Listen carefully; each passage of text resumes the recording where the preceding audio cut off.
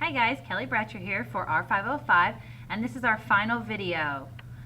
We're just going to wrap up the course here, and one thing that we like to do in this program is to create a portfolio. So at the end, after you've graduated, maybe it took a couple years and you've gotten your technology certificate, if you can't remember some of the sites and some of the programs you learned, you can always go back through your portfolio to pull those back up. So that's why we do this, and it's something that we turned in as evidence pieces for this program. So you should have a Weebly already created because this isn't the first course in the program. So you want to go and log in and find the Weebly that you have already created for this program, and you're going to choose Edit. Once you do that, we need to create another tab or page for R505.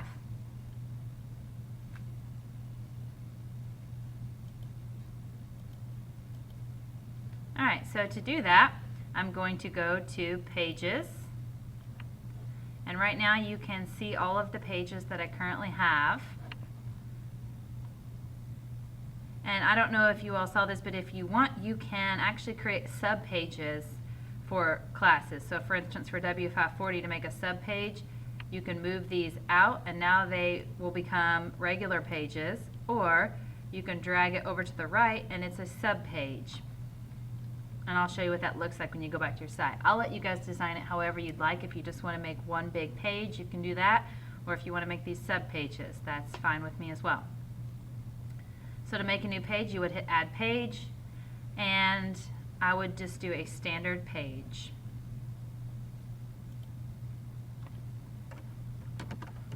Name it R505.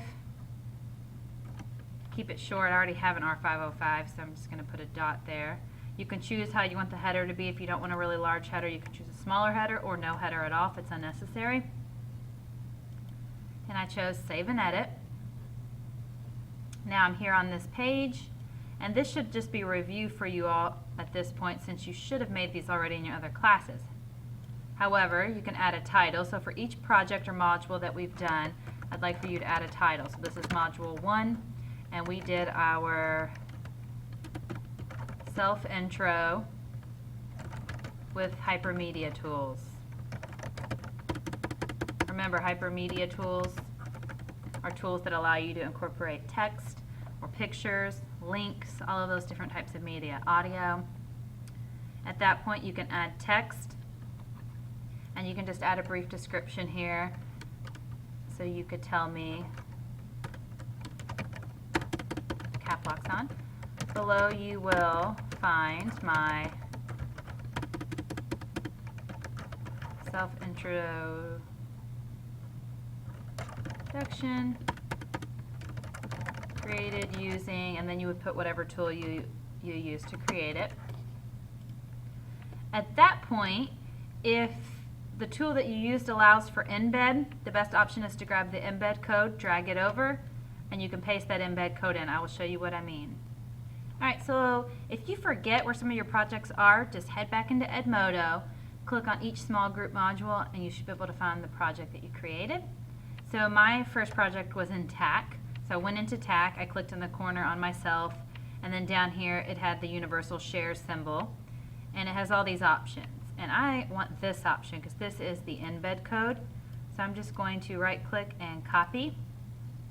Head back to my Weebly page, click where I added that embed code and paste. And then that TAC now shows up. So when I'm ready to go on to my next project, I'm going to drag down the title text.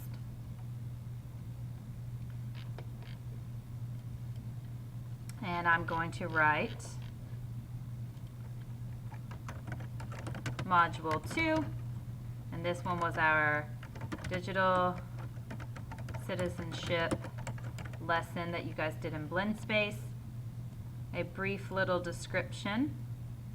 So you might say that, let them know that you used BlendSpace, let them know what grade level you teach.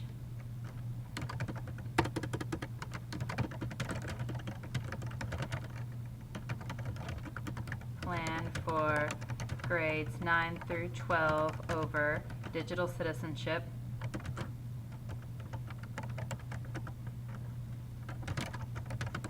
This lesson was created in blend space. So the descriptions just need to be very brief. All right, so to get that lesson, you can either go back to Edmodo and find it, or you can go into blend space, and I'll show you what I mean. All right, so here I am in blend space. You go, you log in, open your lesson, then you can hit share. And I want the one that says embed at the bottom. You don't have to know what all this code means, you just need to copy it. Copy that, head back to your Weebly, grab the embed code over here on the side, drag that where you want it to go.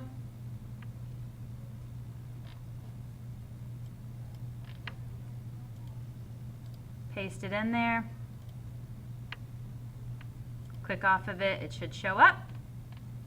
And that's the next one. I have a list of all the things that you need to have on the website. So you will add your main project from each module. If it was just a reflection post, then that's what you're going to add here is your reflection post. Alright, once you are finished, it's really important that you hit the orange Publish button in the top right hand corner. And this is the URL that you're going to be putting